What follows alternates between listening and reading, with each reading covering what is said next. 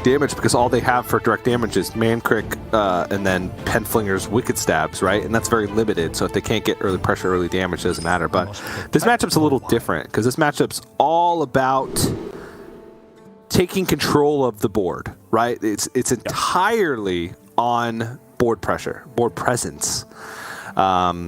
And that can be tough for Druid because Rogue actually has a ton of tools to be able to deal with early boards. They have a lot of just Battlecry beatings that can deal incremental damage. So we shall see. I touched on this earlier in the previous broadcast, but I'm going to say it again because I think different people like to watch their own region and such like. Savage Raw is no longer a thing, so Druid can't just threaten you by putting some 1/1s on the board and say, haha, look at these 1/1s, they're going to kill you next turn. It's not how it works anymore. You have to actually put minions on the board that are capable of looking after themselves and not just being like pretendy threats. Pretendy threats. You know, sometimes you might wait a turn before making 6 1/1s because you can actually buff them on the turn that you do that. That's what I mean. Whereas the 1/1s aren't actually threatening in their own right anymore. I see. All right. Well, Eddie's got quite the awkward start. Fungal Fortunes is a great card. You're looking for Fungal Fortunes all the time. However, none of these other things are great. No. Solar Eclipse with no support, Lunar Eclipse with no support. The only benefit that Eddie has is Lunar Eclipse is going to allow for a kill on the Watch Post. But Eddie needs to find minions pretty quickly. He needs to find Glowfly Swarm. Needs to find the Gibberling.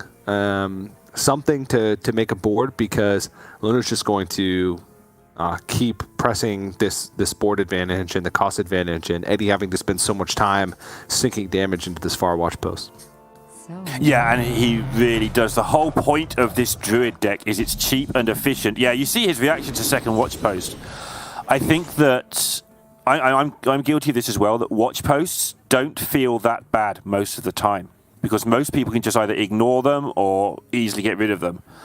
But this is how much they're changing the meta. You cannot play against 2 Watch Posts with your 7 mana Arbor up. It's just not going to work. No, Token Druid is a deck that when it finds wins, it wins by a turn, you know? Like you were 1 turn away from losing your board and subsequently losing the game.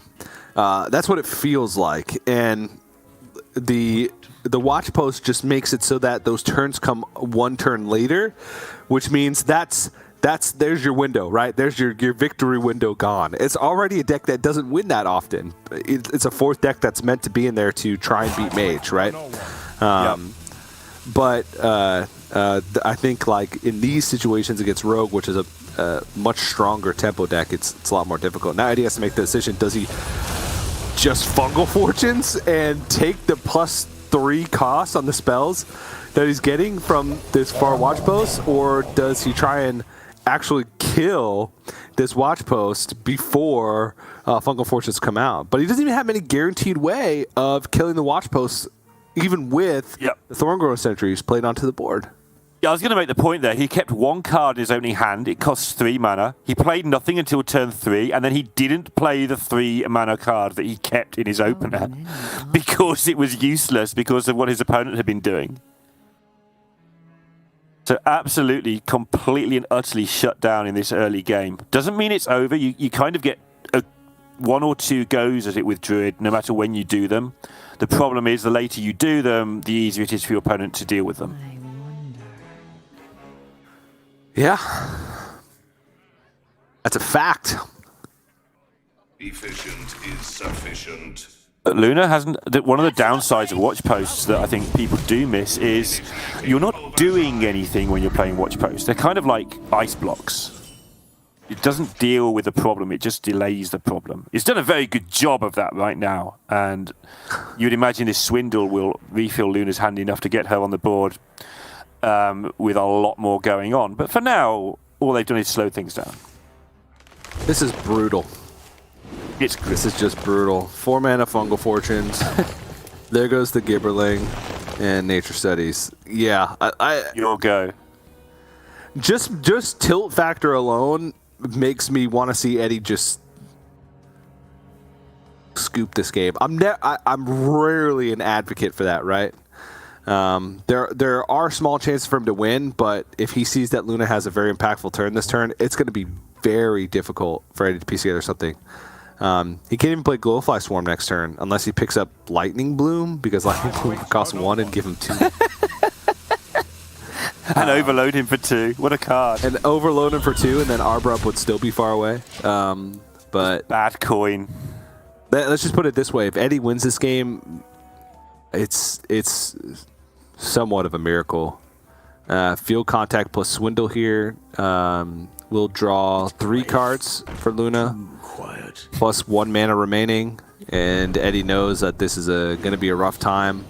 Looking for something else. Oh, prize plunder just to take out the only minion Eddie had left. Also cycles a card. Got another Octobot. Sweet. I can feel Eddie's frustration through the camera. It's like, oh, it's a dead card.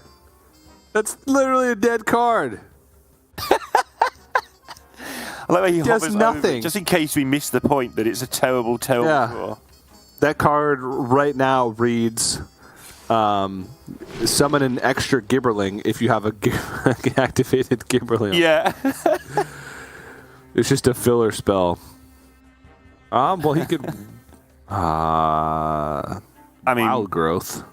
I guess he has to Lunar Eclipse. He needs to be able to deal with this Field Contact. He needs to deal with all of the things. But yeah, the contact has to go. The post is just going to sit there, though, being a post for so long. And you don't say this often in sports, but I think Eddie needs to hit the post at some point as well. So can Solar Eclipse, Lunar Eclipse, the Farwatch post, and then Fungal Fortunes? Highlight clips, I think, is the only clips that Eddie's getting anywhere near in this game.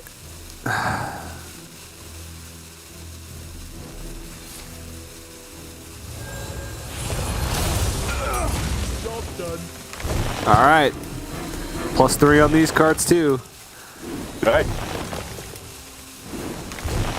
All right. Doesn't hit the other Gibberling. Does have Glowfly Swarm for next turn. So we're in business. It will be the full 7. So there's still a chance. Still a chance. So you're saying there's a chance? I am. Now, if Luna picks up some reasonable stats, the Secret Passage, I understand because there's really not much in hand, but there's a lot of poor cards that could be picked up here. And this is an issue that Rogue definitely has. It's done all the right things. He's got control of the game, and it's like, now all you've got to do is win. And they're like, win? How do I do this? How am I supposed to finish this game off with my Rogue cards that don't do anything? I wonder.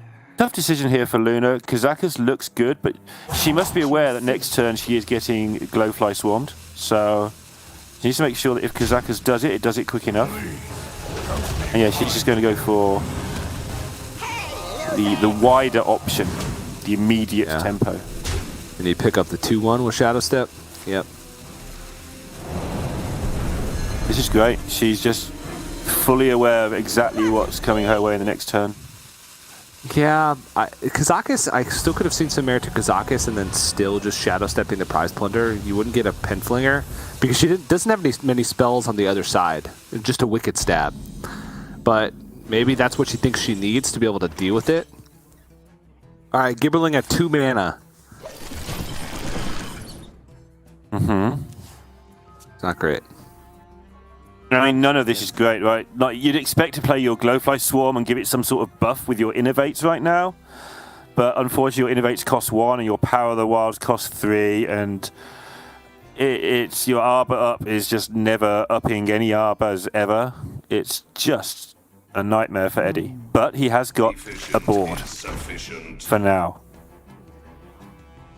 Oh. My things cost less and your things cost more. That's just got to end well.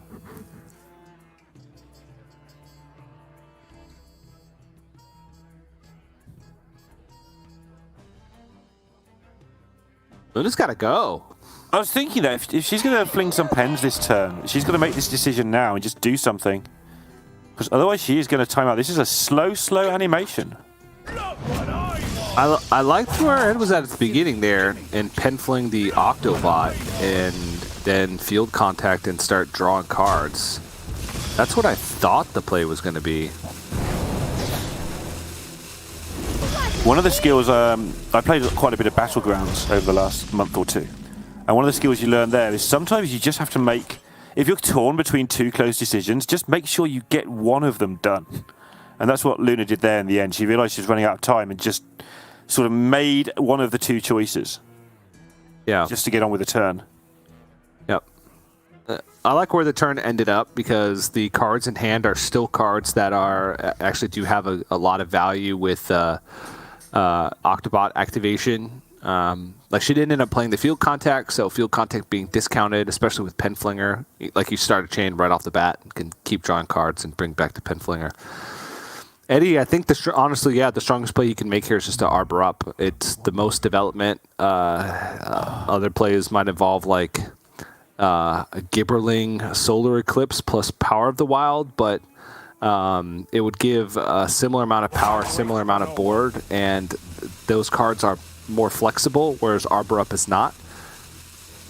The Arbor Up, I don't know, maybe Gibberling Solar Eclipse Power of the Wild is not bad. Could even Innervate, so it'd be Gibberling Innervate Solar Eclipse Power of the Wild. That's like a full board almost. I like the way you finally got in there with the Gibberling Innervate. You refused to let this Innervate just leave in peace, right? It's got to have a purpose.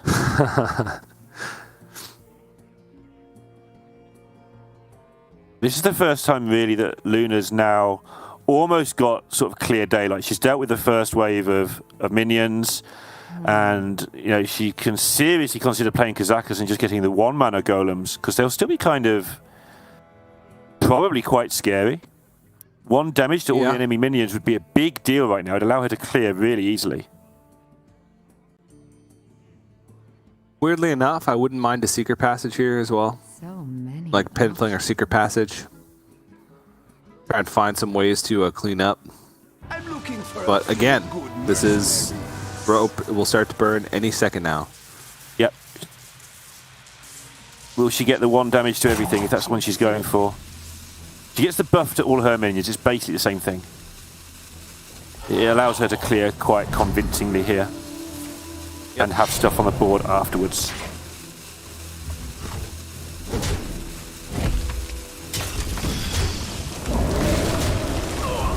And you can see the progression every single turn.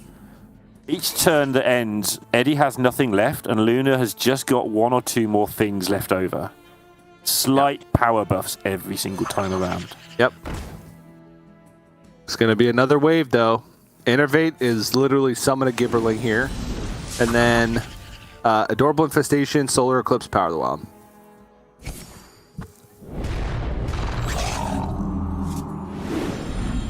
Yeah. Goes back to what we said at the start, though, that the Druid, compared to previous token Druids, does have a little bit of extra bite as the game continues, but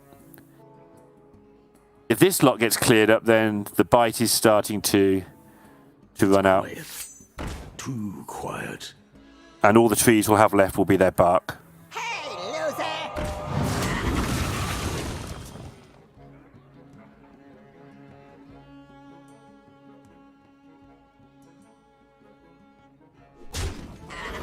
Ah, yes. Shadow Step the Kazakis.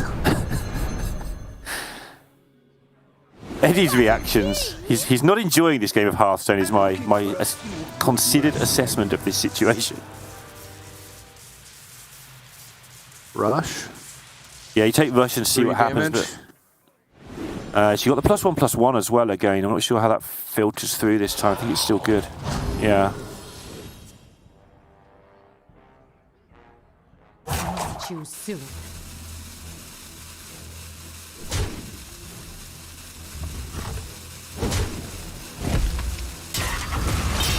That's an upgrade. Probably. Just so many things the rogue does. She's down to 8 cards in her deck. Yeah, Eddie's out of development, but if he can just get a little bit going here, he might be able to turn this around, but it's going to be incredibly difficult. The trouble is now he has to actually start trading, even if he gets value trades, because Luna has lethal set up. There's like 18 or something on board. Yeah, 18 on board, and then there's penflingers and stabs. You know, she's just winning the game with her own damage rather than the attrition of killing off the druid now. Yeah, there's only one stab left. Luna used a stab to clear some stuff off earlier, some glowfly swarm. Glowfly swarm is reload, but it just feels like the board's going to get picked apart. Do you glowfly swarm and then... Because it's only 4. Okay. And you can't glowfly swarm soul, and you can't wait a turn to glowfly swarm soul, which is what you'd love to do. So maybe you take power of the wild. No? Okay. No, I think he needs reload. But these trades are now going to be pretty horrible. That's the problem, right? Okay. He roped it out. He didn't even get the 1/1, didn't get the hero power. That was just... You got to commit to something, right? I understand that it's a tough game and it's not a great, a likely path for victory no matter which way you go, but that's just a 1/1 on board and a 2/1 off of Luna's side of the board that Eddie just missed. And now it's going to get picked apart. He's not going to have any more development. It's... Yeah, she wins this probably lights out. Yeah. She can do what she wants here. She could trade everything in. She's not doing this, but she could have traded everything in and just played the postman. Or she could just use resources and trade this way and keep him in hand. It's all going to work out just fine.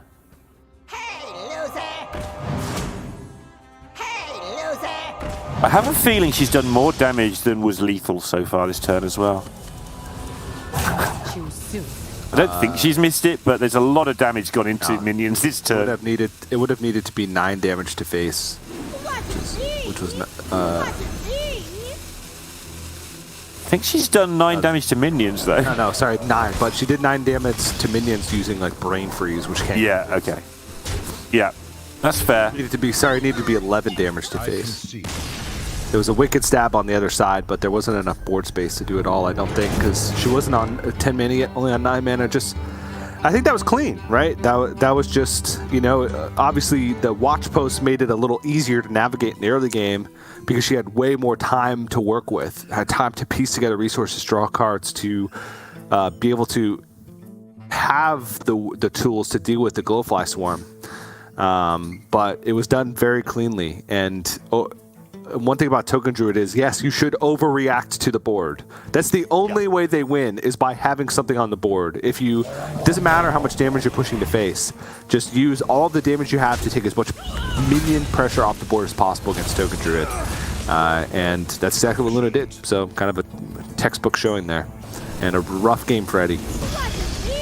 Yeah, in the case where you're not Paladin, if you're playing against somebody who relies a lot on buffs, then just don't give them anything to buff, is the short version of what you just said, I think. Or the long version of what you just said. I think I used more words than that. But yeah. Just get rid of the things that are trying to be buffed. Paladin is a bit different because they've got a button that lets them make people. But yeah, buffs will always land in that deck. But yep, Luna absolutely tidying that up, taking a nice 1-0 start. Because losing to Druid would be bad. This could well come down to a Druid mirror, this particular match. It could. It very well could. Because we're assuming that mages and paladins and rogues are going to take wins, and then the 4th decks are going to be the ones that struggle. But let's take a look at Luna's Spell Mage, which is her 2nd deck in the series. Double Ring Toss, 1 Ice Barrier, 1 Combustion, 1 Flame Strike. This one's interesting. I've said in the past, and by the past I mean literally yesterday, because it's the only day we've had a Grandmasters broadcast that I've been able to talk, that I don't like this kind of list as much. Just because Ring Toss against like fast aggressive decks is can be sometimes quite hard to get the Corrupt on, and it's not a card you want to be sitting in your hand, right? If your hand is like a Pexus Blast and Ring Toss against an aggressive deck, you're going to be sad no matter which way you slice it. And also against aggressive decks, it feels like you do want Combustion. So I like the one Ice Barrier, one Netherwind Portal double Combustion kind of setup with all the 1-drops. I think that's the one that I've had the most success with and that I've seen have the most success, but it does give you more variety when you do play Deck of Lunacy. You get all sorts of different cards. Sure. Bone to pick with you, yeah. In my little foray into another region earlier, when you thought I was safely sort of ensconced in Americas, I was watching Bunny Hopper play, and he had no cram sessions in his deck. You know when I say, hey, I'd like to take some cram sessions out, maybe? And you're saying, nah, no one would ever take cram session out. Lorinda, you're an idiot. Just stay here, look after yourself, look at the Americas decks, you'll be fine. Turns out there's a couple of Europeans taking cram session out of this mage deck. Well, I disagree with them. Good for them, but I don't think it's that good. Cram Session is just so good in that deck. Would you keep it in your mulligan? No, I would keep it in my mulligan, but there's very little cards that I would keep in my mage mulligan. That's fair. You just go for the Lunacies and the flows. Yes. For me, Lunacy, that's Refreshing Water, Refreshing Spring Water if I have any of those, essentially. And if you have any of the others, then you can possibly start being, tricky and clever and keeping other stuff, right?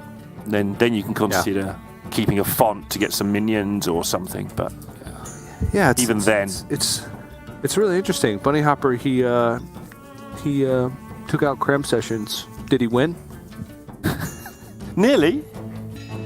No, he didn't. Card too short. He lost. He lost 3-1. Who did he lose to? Warma. Mm-hmm. Warma have Cram Sessions in his mage deck?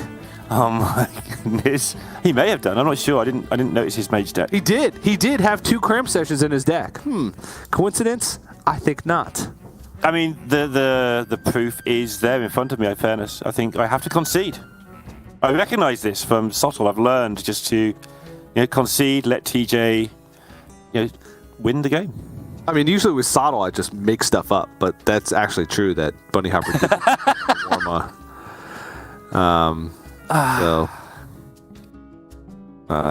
And hold on one sec. There's another point to be made here.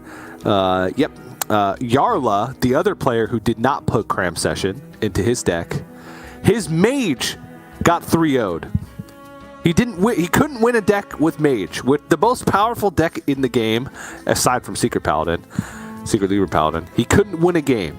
He didn't put Cram Sessions in his mage either. But have you ever seen Yarla point anything at his opponent's face ever? Like he probably just forgot to fireball the face. He just would be fireballing the deck or fireballing off the screen somewhere, like fireballing his own minions. I don't think Yarla necessarily would know how to fireball somebody. That's what surprised me the most, though. Like, because Jarl is usually the player that loves drawing cards more than any other player that I know. Except maybe Eddie. Eddie loves drawing cards. He plays combo decks out the wazoo. But Jarl loves drawing cards. I would think that Cram Session would be right up his alley, but maybe him and Bunny Hopper had a little conversation and decided to make their decks worse. I mean, together. Level the playing field, something like that. Yeah, they have been quite good for quite some time. So, looks like the players are ready. So we should be jumping into the next match momentarily, which will be Mage versus Druid. Mage for Luna, Druid for Eddie. Eddie's going to try the Druid once again. Let's see how it works out. Yeah, Eddie is definitely... Well, almost certainly one of those players. This might just be random, but one of the players is like, this is my 4th deck. I want to find out now. Is it going to do its job today or is it not? Let's get it over with. Because there's no tiebreaker. Like, you win or you lose. It's a straight knockout. So... I don't know if I like this. I'm getting nitpicky here because I played a ton of Token Druid. I don't know if I like to guess the weight keep from Eddie. Gibberling that he picks up off the top is one of the reasons why.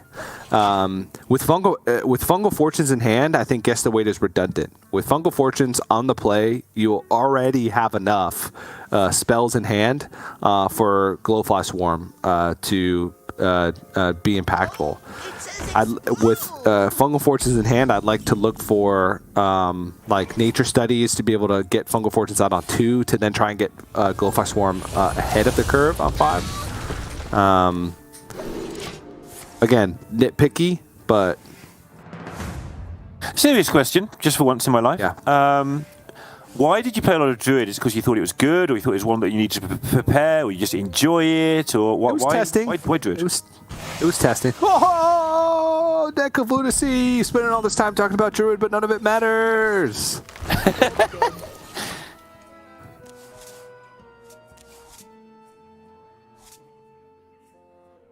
Yeah, Glowfly Swarm suddenly looks a long way off when your opponent's just going to do that thing. Yep. And that thing. Yep. Soul Rend, is that what that card's called? I'm going to go with I have no idea. I'm going to be honest on this one. So what do you do against Lunacy? Do you just assume that you go about your business and hope they don't get any AoE, which is really hard for them to get no AoE? You play around nothing. You build the biggest board you can each turn, and you play around nothing. And then sometimes you get lucky and they don't find a way to kill your things. Yeah. Right now, Eddie is sitting up for Arbor Up. I would even cash in on this pounce. It was a pounce from Nature Studies. So you're wasting a mana, kind of, if you cash it in. Yeah. Ooh, Metamorphosis. Ooh, Firebrand coin. Something. I don't know. Probably just go with Combustion, Metamorphosis, something like that. Well, Firebrand coin and see where you're at. Or you can go for Varden. Oh, there's so many cool things here. Varden, I don't think so, because then you just have more stats to shoot through next turn, because there's almost certainly going to be a buff. So I think the best thing to do here is to try and clear off as much of this as possible, which would be Firebrand and Brain Freeze. I think it's Firebrand coin and see what happens, and then you probably Brain Freeze something, depending how this turns out.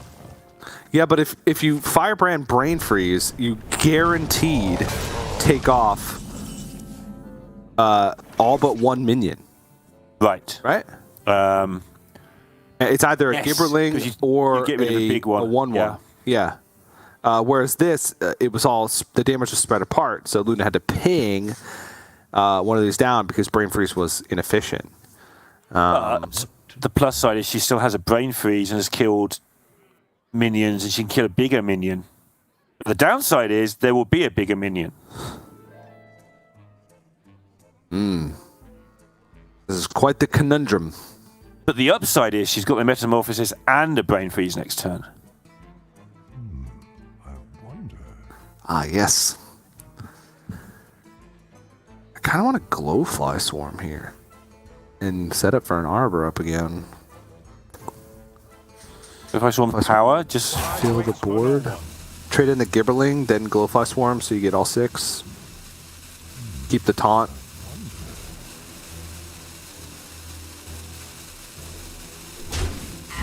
exactly what he's going to do. I tried to power the world there because I thought that all the minions were going to be reduced forever by 1, even though it says your next one. I'm pretty good at this. All right. What does Deck of Lunacy have in store for us today? 4-mana Twisting Nether. Ah, yes. I would love to see a Varden Dawn Grasp. Is that what it is? Oh. Dawn something. You told me something cards, lore, names, or something the other day. I'm going to give that answer. Yep. Dawn Grasp. He grasps the dawn. He grasps the fresh new day. Varden, Dawn Grasp, and then bait the Twisting Nether. You want Eddie to develop more onto the board. To do. She would freeze the board. Eddie would want to develop. The problem is there any reason for Eddie to develop in that situation, knowing that there's a possibility of removal? Hard to tell. Time runs out on me. Hard to tell, but Twisting Nether is so Twisting Nethery. There also is the emergency removal of Soul Rend. Soul Rend deals 5 damage to all minions and destroys a card in your deck for every minion that you kill. So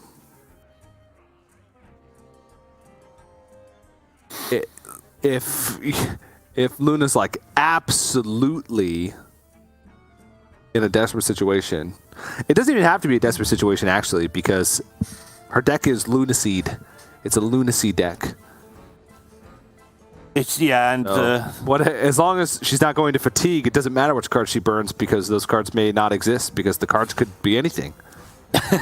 Except we know that's not true, because there's such a narrow pool of cards right now.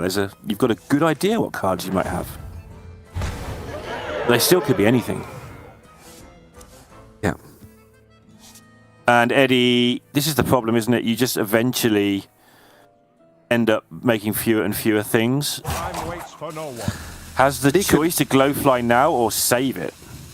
Yeah, I was going to say, it could wait, but you'd be waiting 2 turns, because the only reason to wait would be more Glowfly, sure, but to be able to get it down with Soul of the Forest. Mm-hmm. Oh, that is a Survival of the Fittest. Not the best. In fact, probably the worst. I wonder if Luna can use this turn to develop, like, Key Warden. 8 damage on board, a Solar Eclipse plus Armor Up would be an additional 16, so that'd be 24. Whatever, just Soul Rend. Or whatever, just kill all the things again. Ooh, Skull of Gul'dan. Ooh, Apexis Blast. Those look like good cards. Thing is, she was blowing up cards. She didn't know what they were, so it doesn't matter. Something like that. That's when you close your eyes, so you don't see what you could have had. Exactly. Yeah. Rally. There's been a Firebrand that has died. A lab partner. Oh, was there a lab partner? Oh. Yeah. And that's pretty good. That's it. Right, that's it. I don't remember the lab partner. I do remember the Firebrand, though. Yeah, lab partner and Firebrand. So, I guess Rally is something. It's board development. Eddie's just on the Lightning Bloom, which would, he's shaking his head because he would have been able to go Glowfly Swarm, Lightning Bloom, Soul of the Forest. Yeah, I think that's one of those situations where he may have been able to afford being greedy, especially since he also would have gotten an extra Glowfly. But yeah, it didn't look like the right thing, because he had to have waited an extra turn, not just this one, nearly always. Yeah, well, there's 2 Lightning Blooms in his deck with 15 cards, so okay, over 10%. He also had another Innervate, so he could have drawn second Innervate as well. So 3 out, 3 cards. 1 in 5, plus you can 20%. still do other things. Yeah, it's pretty good, actually. And he thought about that long and hard, so he definitely considered the option. Oh, man. All right. The Cycle of Hatred. That's pretty much the last piece of removal that Luna needs, because that not only is that removal, but it's also a board presence that Eddie won't be able to deal with in their Survival of the Fittest. So Eddie can go as wide as he wants on a board, but he's most likely going to lose this game. Cycle of Hatred, one of the better 7-drops, I feel, because it's a swing. It's like one of the best cards, in my opinion, that you can get when you're playing a deck of Lunacy without any cost reductions, because it removes a board, builds a board, and that's when those like dead quote-unquote Survival of the Fittest in your hands can start to be used. And so far the Druid deck is not showing its true abilities, or perhaps it is, and that's the problem.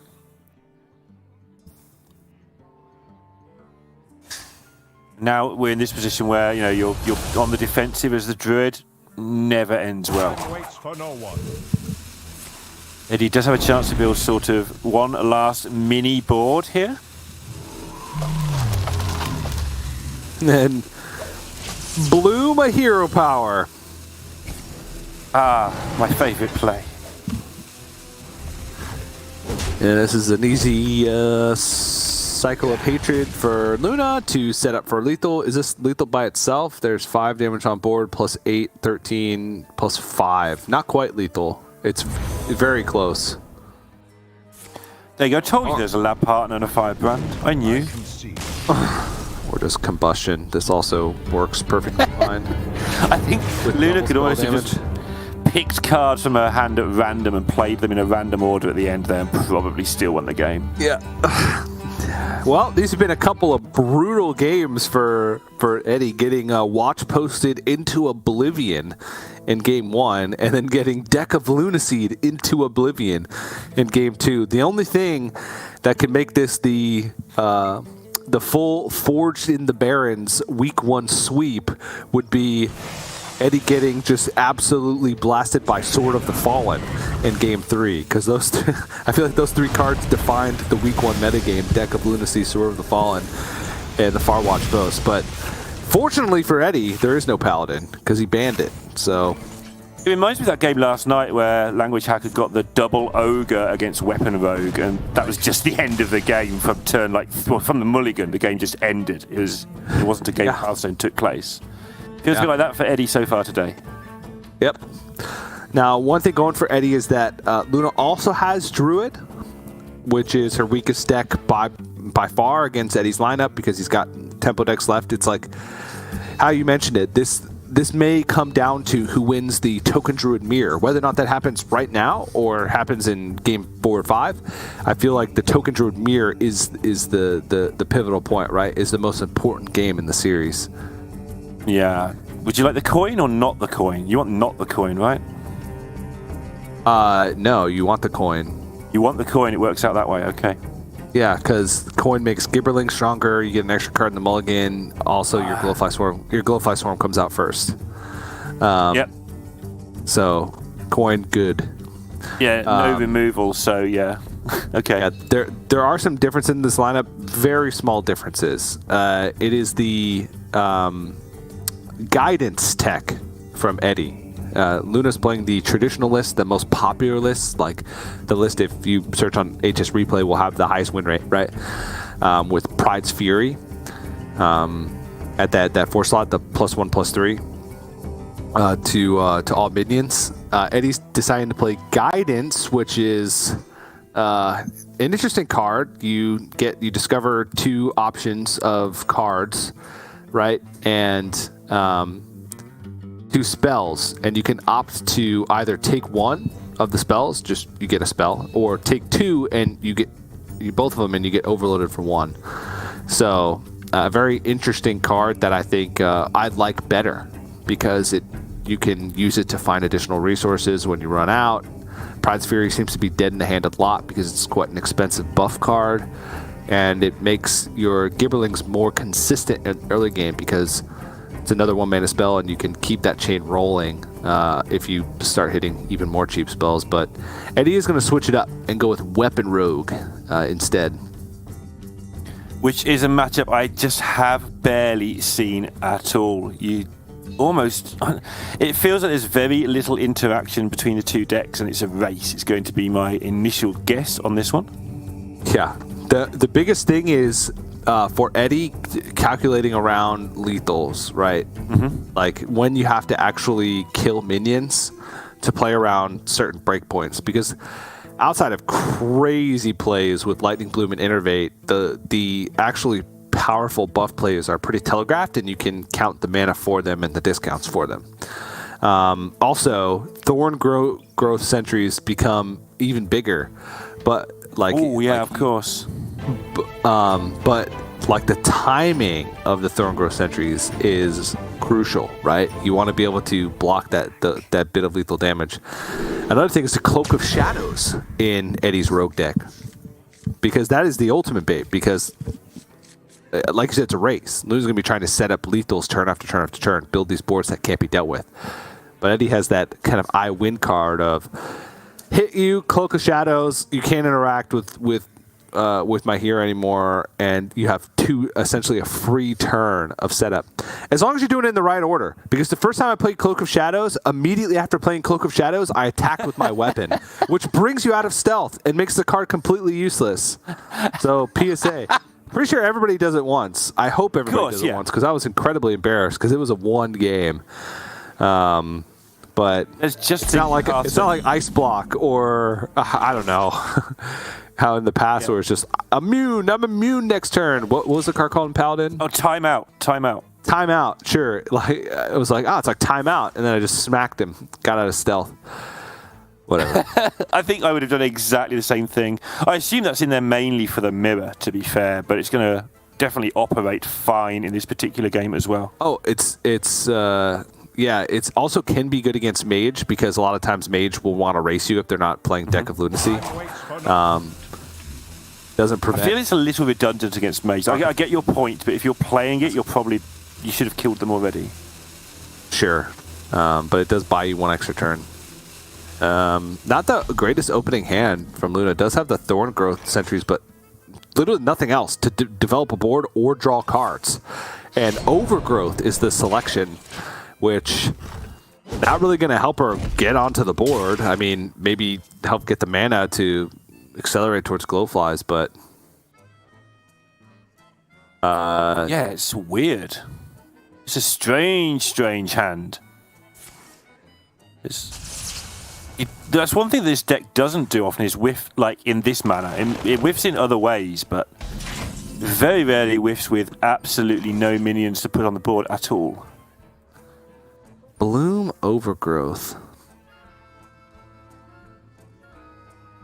All right, so Eddie is all in on one Sharpening Sword, pretty much. That's what the hand tells him. He's got Paralytic, Silverleaf, Deadly Poison.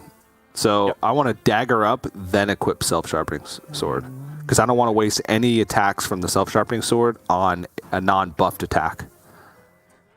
Okay. Yeah. I mean, you attack, equip Self-Sharpening Sword, unload every poison next turn on the Self-Sharpening Sword, and then attack. Yeah. I mean, you made that point yesterday. I sort of thought about it overnight, and you're definitely right. Absolutely.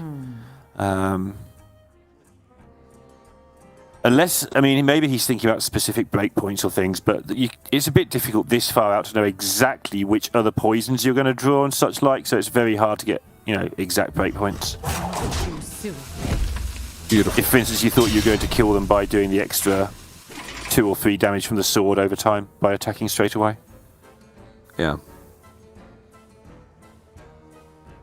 But Luna has just missed again. Yeah, it's not terrible. We could go Solar Eclipse and Thorn Growth Sentries, but I guess not. And if I'm Eddie here, I'm unload. Oh, okay. Yeah. Are you? Cold Neophyte comes down 100% of the time, and then I think it's double 1 poisons just to get the damage rolling. Yeah. That's great, though. I'm unloading all my... Oh, maybe I'm not. Yeah, Cold Neophyte is sick, especially when you see a Toga Druid player with 3 mana available. Hero Power Pass. Like, they're setting up for something crazy, and this just ruins it. Also a chance, obviously, that it's been taken care of, that would have been able to get through one of the Thorn Growths as well, if needed. So, even more reason to develop it. Wait, what was the card? We didn't even see what it was. But it cost less than Lightning Bloom, so it was like Other Bloom or Innervate or something like that. It can't cost less than Lightning Bloom. No, it can, because when the spell is revealed from your deck, the cost increase has not applied yet from the Cult Neophyte. Right. So the Lightning Bloom cost cost 1, and then or even if it was a Lightning Bloom, then if it's the same cost, it doesn't get drawn, no matter which option you pick. All right, so I guess Wandmaker first. I don't know what would change the play. Yeah, Wandmaker first, because Silverleaf Poison, if you play that first, then you want to attack. But if Wandmaker gives you a weapon buff, you obviously want to attack with that. Because you can get Deadly Poison, Paralytic Poison. Yeah, there's a lot of them, to be fair. Yeah. Awesome. Oh, a lot of 1 mana. Damage. And is anybody interested in some damage? Can't make me say damage. Ooh. Just Silverleaf Poison, striking. another draw for perhaps even more damage. Ooh, no My minions. goodness. I'm starting to form an opinion of this Druid deck, but it's not fit for broadcast. Yeah, Luna has to go for this. Thorngor Sentries, coin, innervate, do whatever you want, and Soul Force. But that is a pitiful hand. There is... Luna picked Overgrowth from the Nature Studies, and then subsequently drew Innervate, Lightning Bloom, Innervate. Yeah. Well, this is less of a race than we made out it to be, and more of a sort of stumble right now. Yeah. So Eddie's going to Secret Passage, I think, to try and find some minions of any sort. Yeah, I wonder if Silverleaf Poison comes out, because at this point, Eddie will need another weapon, because some of these attacks almost certainly are going to have to, of this weapon, are going to have to go into these Thorngor Sentries. Yeah, he's going to be more scared of them than we are, because we know there are 3 0-mana cards in Luna's hand. Yeah. Actually, is going to dump the Silverleaf Poison on this weapon.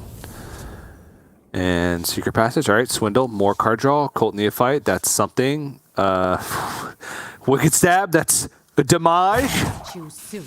Well, he will definitely want to play the Neophyte because he needs a minion, and, again, he can't see the hand, so... Yeah.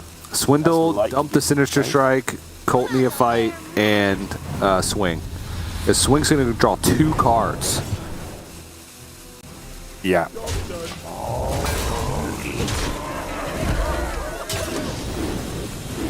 And now he's just going to brace himself, and then nothing's going to happen, and he's going to have, like, the most confused look on his face. Let's see what it is. Oh, Fungal Fortunes. The Cold Neophyte actually ends up being even more important, because this could have been a game-ending turn of events here. Well, the Neophyte's just stopped, just completely stopped the buff. Here it is. Adorable Infestation, Lightning Bloom, Power of the Wild. Ah, you're getting use out of the Lightning Bloom costing 1. I like it. It's pretty grim, but I think it's the best she's got. I think Eddie, honestly, is probably going to need Cloak of Shadows to win this. As weird as Maybe, that sounds. But the Penflinger might start doing good work in a minute. Yeah, but there's only 1 charge left on the self-sharpening sword, so all the poisons you don't want to play until you've played the Swine Tusk Shank, I think, which will be the next weapon of choice for Eddie. Oh, or Prize Fury. No, Lightning Blue Prize Fury is better because you want to protect the health on your top minions. Yeah. It just gives you less follow-up after the fact, but this is more immediate pressure, I suppose. Oh, Prize Plunder. Oh my. But not. Yeah, but no, but yeah, but no. You can do 3 with it and shoot something with a pen twice. That would work. Well, I think I'm attacking first and drawing 2 cards. I don't. Yes. Deadly Poison is not necessary. Yes, agreed.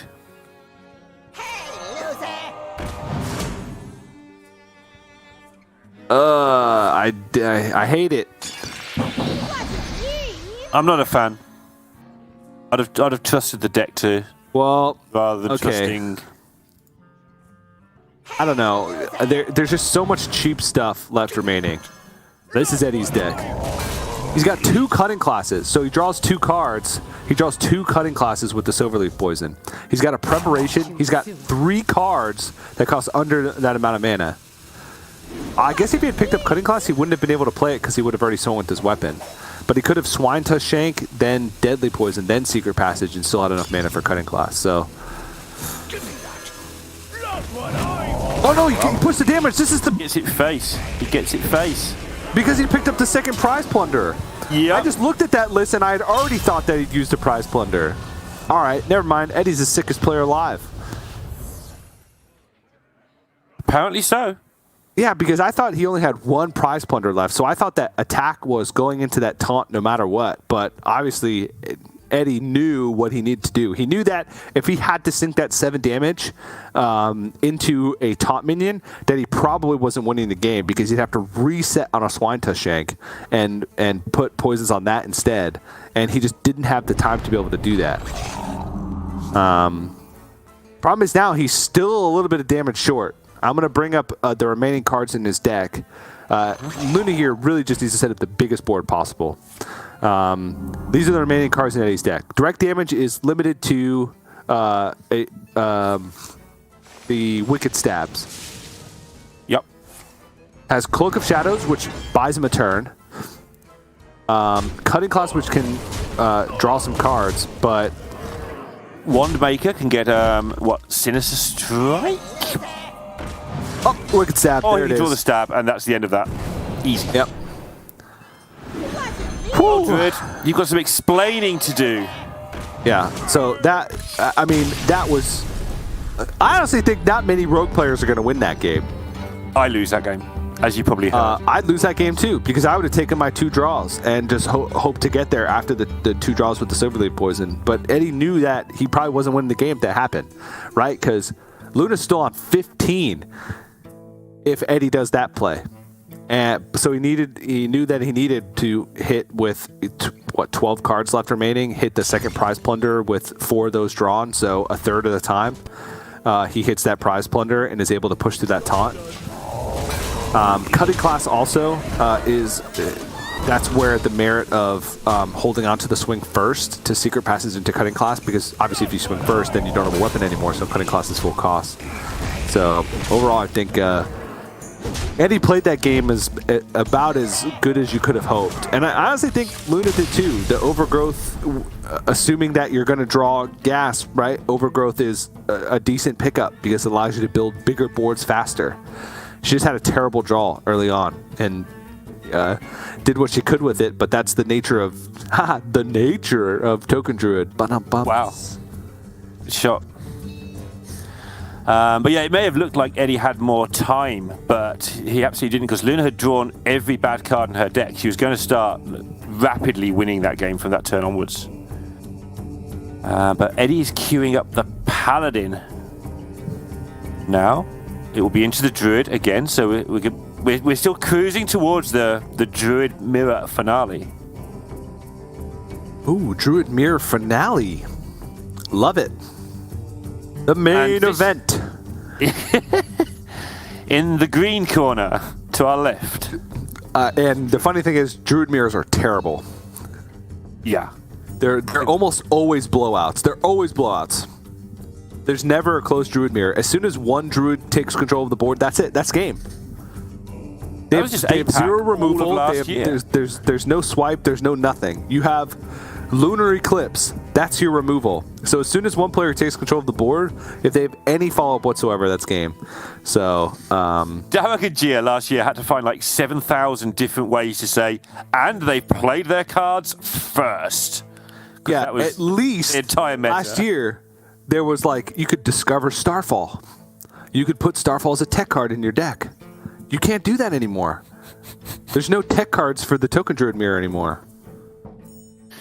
Yeah, so the first person to get minions down is just going to win because they're going to buff them and they're either going to kill you or they're going to kill your minions because your minions are smaller than theirs because they played theirs first. Yeah, you kill their minions 100% of the time. There's no like ignoring minions anymore in Token Druid because you don't have Savage Roar to close out games quickly. Yeah, and then they just die. Because they have to make more minions and you kill them again because your minions are still bigger because you're playing buffs and they're playing minions. Yeah, that's great. Yeah, it's quite interesting. But he's going to be playing... It sounds amazing. All right. Okay. We got fire hands for both players here. Luna keeping everything but the Soul of the Forest. But Eddie, actually, wait. No. We got a plan of this. Hold on. And Sword and maybe Northwatch Commander too. on the play. It's actually quite good. Yep, everything but the Soul of the Forest. And then you're looking for Nature Studies, Power of the Wild as the next card in this gibberling sequence. Yeah, Sword of the Fallen Northwatch Commander can be pretty good. Unless Eddie thinks he really needs a 1-drop and needs to mulligan incredibly aggressively for, like, Elder Attendant or First Day of School. I think the commander, you're guaranteed to have a secret. I think You are guaranteed to have a secret. Yes. 3/4 is just a good shape against Druid on turn 3, I think. Yeah. Oh my. Luna could just have all of the things on turn 1, though.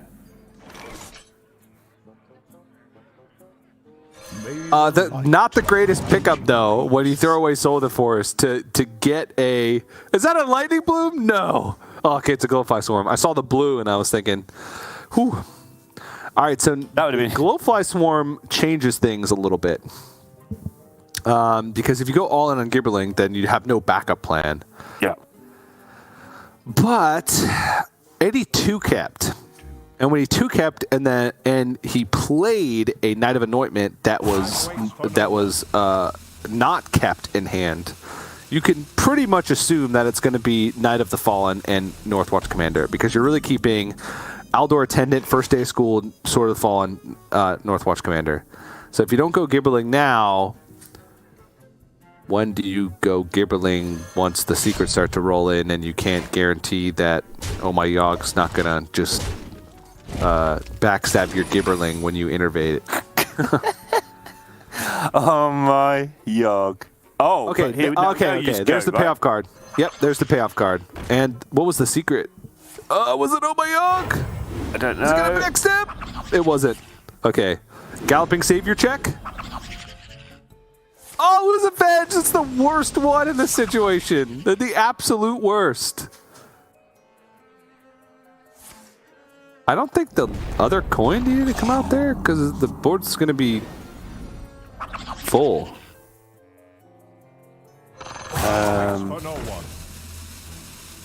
Sure, yeah. Something was played there to a small degree, but... So this trades a 1/1 for a 2/2.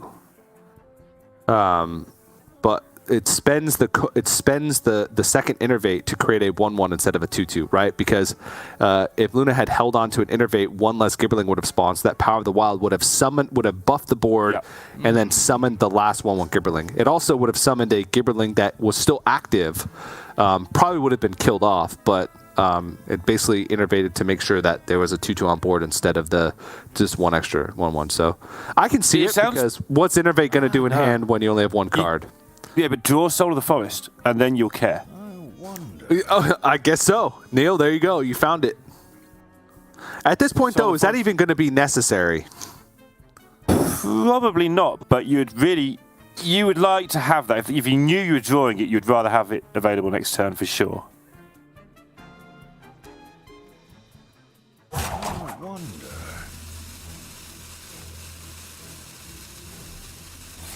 Prize Fury. There's things. You definitely want that coin. Oh.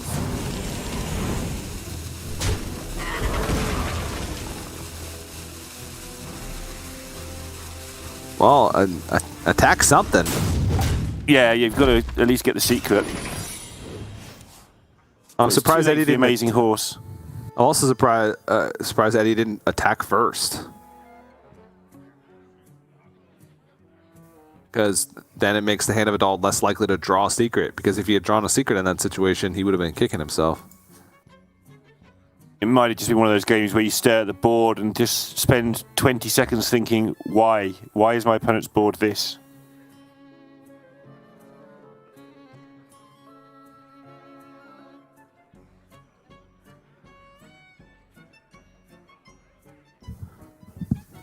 Oh, is Luna considering what Yogg options there are for the 0? Because there aren't any good ones, right? You just backstab your own minions and stuff. Yeah, but at the same time, you're always going to be able to do that, and the more minions your opponent has, the better the Oh My Yogg outcome can be. And by playing the getting rid of the Omayog now, you let Eddie attack with his weapon again, giving the second Omayog. Yeah. So you don't want to trigger the Omayog, I don't think, until you absolutely need to. Avenge is fine, just because like this now clears 1 minion instead of 2 minions. You're happy with the 4/5 going into these minions. Yeah, it's a time thing, not a size thing at this point, right? You need to attack with 6, then 5, then 4, then 3 minions, and hope your opponent's at 0 at the end of it. All right, let's test your knowledge, Lorinda. I know nothing. Next test. Are there any standard beasts that can bail Eddie out of this situation? Fight back these brutes. I can definitely consider this for a moment.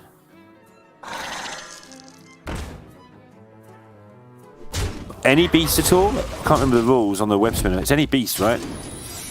Any beasts within the format, yeah. So any beasts in standard. There's the porcupine. Is the porcupine in standard? It is. And then there is not much else. I guess there's Teacher's Pet.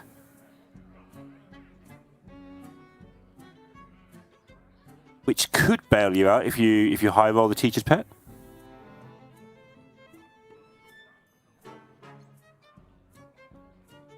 There is the Lurker below. What to do? Which would get him out, but it costs 6.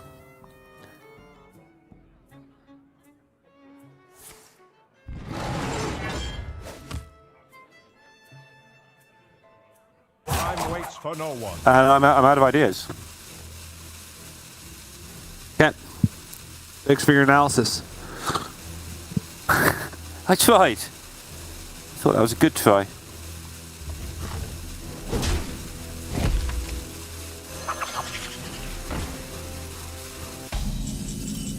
Alright, let's see what it is. What is going to be in the spinner box?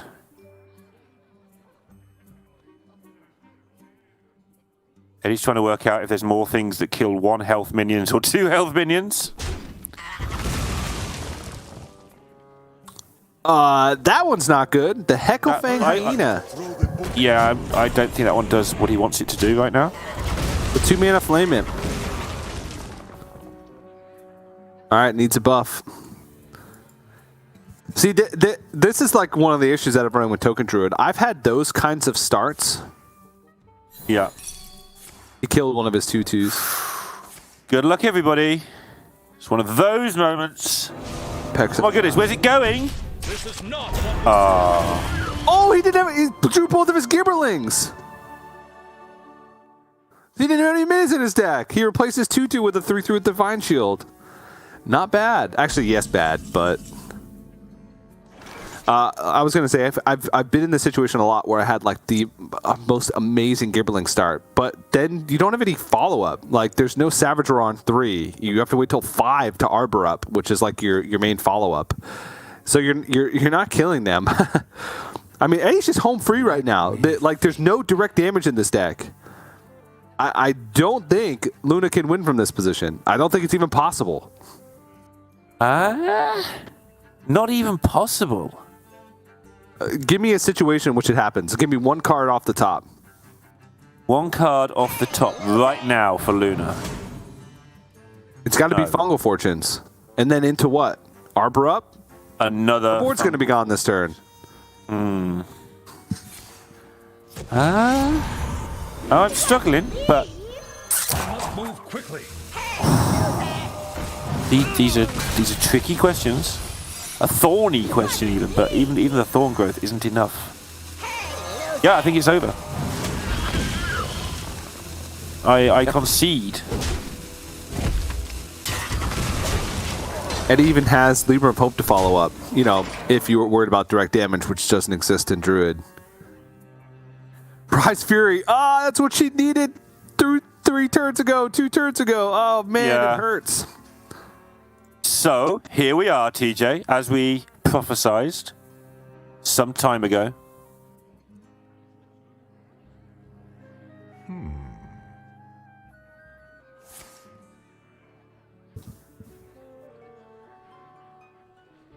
That's not a card, Raven. Well, she's playing on in case she's forgotten a card. I do that, but that's because I usually have. in case it was second, Oh My Yogg playing the most expensive spell, like a 4-drop. I can see. I mean, there's maybe if some weird 4-drop bails her out, but Token Druid once again, that's a pretty great start. It's not a perfect start, but I mean that's what you want. You want a big Gibberling opening. But now it comes down to the main event. This is what we've all been waiting for: the Token Druid Mirror. Token Druid. Well, TJ, you've analysed it a couple of times already, but I think for once more for those at the back, how does this work out? This thrilling sounding mirror. This mirror is 100% about who gets on the board the quickest. That's it. That's all. I mean, that's all it is. And unlike in the past where you could go for these like big swing turns, right? The swing turns don't exist. You pretty much all in every turn. You play as many cards as you can every turn, unless you're setting up for a Glowfly Swarm and you have to read that you're going to be able to get your you're confident you're going to be able to get your Glowfly Swarm out first. So it's a kind of a weird matchup. Well, 2-2. So it's going to come down to getting on the board first. Well, we're going to make the mulligans interesting because you've just got to sort of throw caution to the wind, and you've got two choices really. Glowfly's a bit slow, but they're on the board. Yeah. Mulligans are the same as any other Token Druid matchup. You're keeping Gibberling with cheap stuff, Glowfly Swarm, and Fungal Fortunes. That's it, and that's all. What I'm curious about is which players' tech choices could make the bigger difference here, whether it's the Pride's Fury from Luna or the Guidance from Eddie. You sounded like you were leaning Guidance at the Yes, intro. I am leaning Guidance. Obviously, look at that. Even that last game. I mean, that Prize Fury was obviously drawn at a time when Luna, I don't think, even had a chance to win. But imagine those types of situations where you're like all in on the board, or needing to find another board reload. Yeah, this game is. Imagine if that Prize Fury was a Guidance. Eddie Bada bing, did bada keep boom. the cards on the right, by the way. So rewarded for a slightly risky keep to try and get the hit the Gibberling, but he could do that because he had the coin. So he knows that if he hits, he's in a great spot.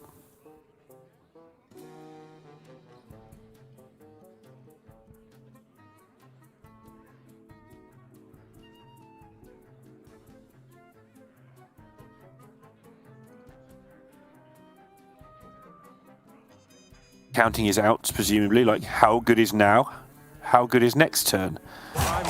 Just weighing those two up, is it worth having a pretty bad board now in return for next turn having a pretty good board? So we'll get to see how that goes down. And he is just going to get on the board first now, as TJ, who has vanished, by the way, nicely explained to me, thankfully, before he vanished. So I'd be sitting here just drooling or something now instead of actually trying to talk to everybody. But because the Power of the Wild is going to allow a big board next turn, this is a really good spot for Eddie. Luna, on the other hand, What to do? don't forget those cards, only one of them is actually reduced. We don't know which one, whichever one she chooses to play. The others will hop back up. There you go, as soon as she's played one. So she's not in as good a spot as maybe it would appear from glancing at the hand. Time waits for And no already she's being forced to make some awkward decisions, but she is going to try and at least get a Glowfly down for, what, 3 or 4 next turn. But that might be too late. Having to take down that Gibberling, otherwise everything would have got absolutely out of hand very quickly.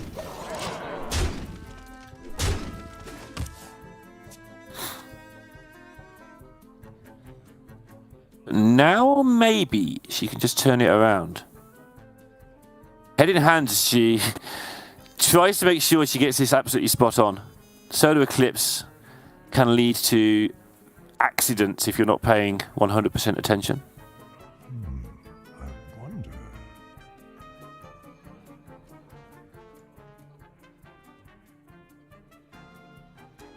So she does have time, because when she makes a decision, it's not going to be a heavy APM turn, so she can use up nearly all of the time this turn.